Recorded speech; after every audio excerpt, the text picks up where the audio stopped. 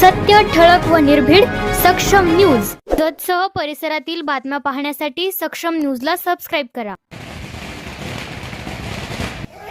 एक सकाळी उगवणारा, आपल्या सर्वांना प्रकाश देणारा, ठरल्याप्रमाणे संध्याकाळी मावळणारा, आणि दुसरा सूर्य माझ्या डाव्या बाजूला, ज्यांनी भारतातल्या सर्वसामान्य लोकांना माणूस म्हणून जगण्याची संधी मिळवून दिली, गुलामगिरीचं ओझं डोक्यावरचं कमी केलं आणि आपल्या सर्वांच्या जीवनामध्ये काळ्या कुट्ट अंधारात जे आपण होतो त्यांना प्रकाश देण्याचं काम केलं, असा तळपता सूर्य डॉक्टर बाबासाहेब आंबेडकर हे जर भारतामध्ये जन्माला आले नसते तर आज आपल्याला माणूस म्हणून जगण्याची संधीच मिळाली नसती. जगताप साहेब पण आमदार झाले नसते, मी पण आमदार झालो नसतो, हे जर संविधान नसतं तर. कारण ठराविक लोकांना, मुठभर लोकांना सत्तेचा अधिकार द्यायचा, मुठभर लोकांना मताचा अधिकार द्यायचा, अशी काही लोकांनी धारणा मांडली होती की भांडवलदारांनाच मताचा अधिकार द्यायचा. परंतु डॉक्टर बाबासाहेब आंबेडकर साहेब ठाम होते की या देशातल्या सर्वसामान्य झोपडीत राहणाऱ्या माणसाला पण तोच अधिकार असेल, तोच अधिकार या देशातल्या सर्वात मोठा जो श्रीमंत असेल, भांडवलदार असेल, त्याही माणसाला एकाच मताचा अधिकार असेल. आणि म्हणून आज आपण ताटमानेनं प्रत्येक निवडणुकीमध्ये सामोरं जाऊ शकतो, उभा राहू शकतो. देशामध्ये जी विषमता आहे ती विषमता नष्ट करण्यासाठी डॉक्टर बाबासाहेब आंबेडकर साहेबांनी संविधानामध्ये त्याची तरतूद केली की आपल्यामध्ये समानता असली पाहिजे, आपल्याला समान संधी मिळाली पाहिजे, आपल्यामध्ये उच्च नीच कोणी असता कामा नये. आणि म्हणून आज अनेक वेगवेगळ्या सामान्य कुटुंबातील मुलं या रिझर्वेशन प्रक्रियेमुळं, आरक्षणाच्या तरतुदीमुळं आज वेगवेगळ्या क्षेत्रामध्ये आपला ठसा उमटवत आहेत. म्हणजे ते सामाजिक असेल, नोकरीतलं असेल, शिक्षणातलं असेल किंवा राजकीय ठिकाण असेल, तिथं वेगवेगळ्या ठिकाणी या उपेक्षित लोकांना संधी मिळते आणि त्या संधीचा उपयोग माननीय कांगणे सरांचं आगमन झालेलं आहे, तर आपण जोरदार टाळ्या वाजवून त्यांचं स्वागत करावं.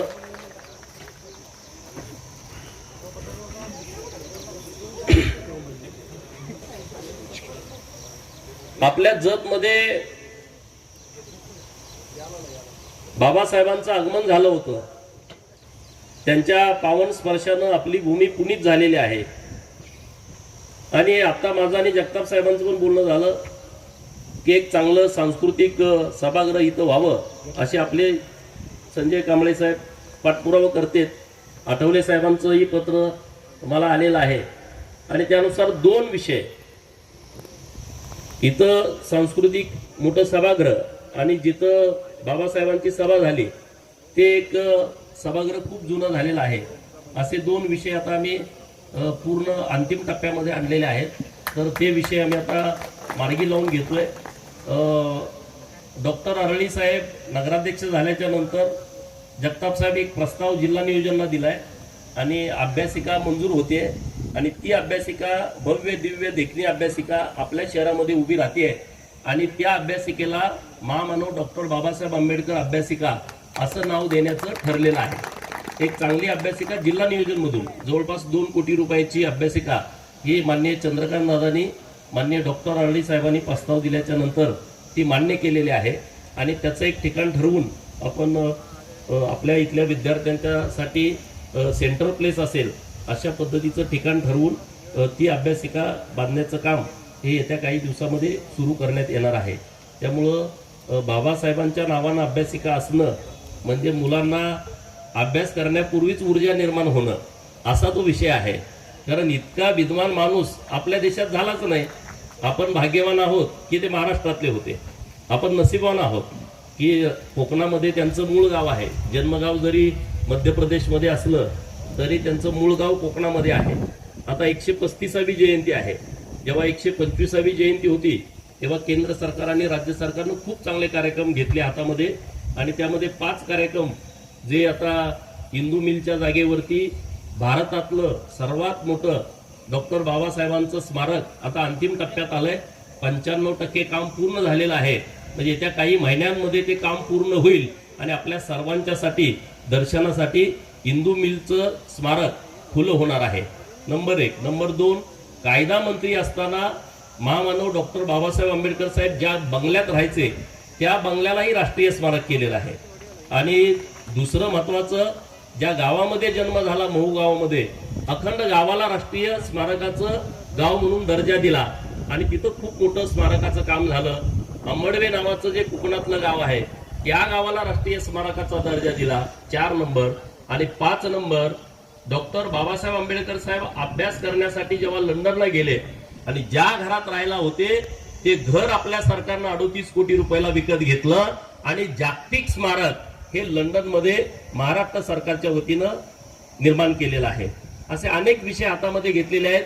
जिथं जिथं बाबासाहेबांचं जाणं झालं, जिथं जिथं बाबासाहेबांच्या अस्थीचे कलश आहेत त्या प्रत्येक ठिकाणी 5 कोटी रुपये देऊन तिथं भव्य आणि दिव्य डॉक्टर बाबासाहेब आंबेडकर साहेबांच्या स्मृती जतन करण्याचं काम हे आपल्या सरकारच्या माध्यमातून सुरू आहे. हे जरी राजकीय व्यासपीठ नसलं, माझं काम आहे सांगणं की आपण काय करतोय. आणि त्यामुळे आपल्या जतमध्ये डॉक्टर बाबासाहेबांच्या नावानं आणखी काही तुमची संकल्पना असेल आणि हे करावं असं तुमची इच्छा असेल, मागणी असेल, सांगा. जगताप साहेबांनी मी इथं आहे, डॉक्टर साहेब आहेत, आपले सरकार साहेब आहेत, आपण सगळ्यांनी हे काम करू.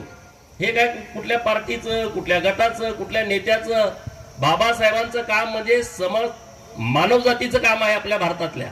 हे कुठल्या पक्ष पार्टीचं कामच असू शकत नाही. इतकं मोठं काम डॉक्टर बाबासाहेबांनी केलेलं आहे.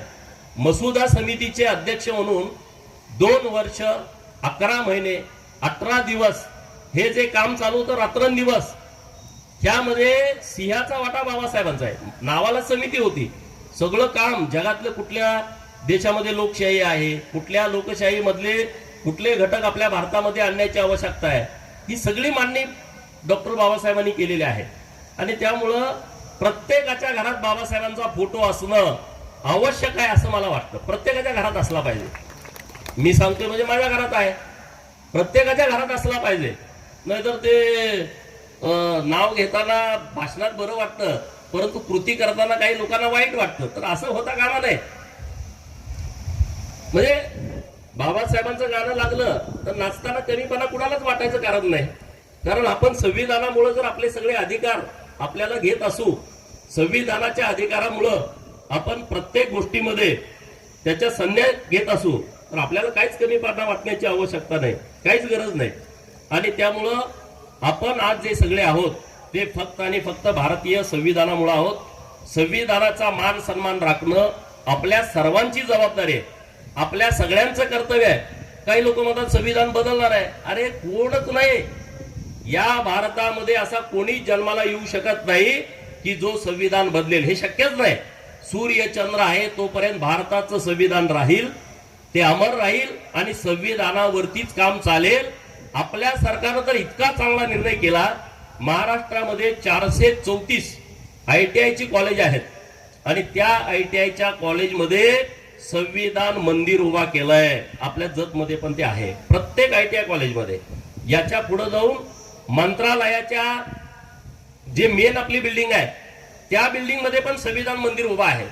आपण मंत्रालयात कधी गेला तर तुमच्या लक्षात येईल की आपण जो मधला जो स्पेसेस आहे मोकळा त्यामध्ये संविधान मंदिर उभा केलेला आहे. म्हणजे प्रत्येकाला या गोष्टीची जाणीव असली पाहिजे, प्रत्येकाला.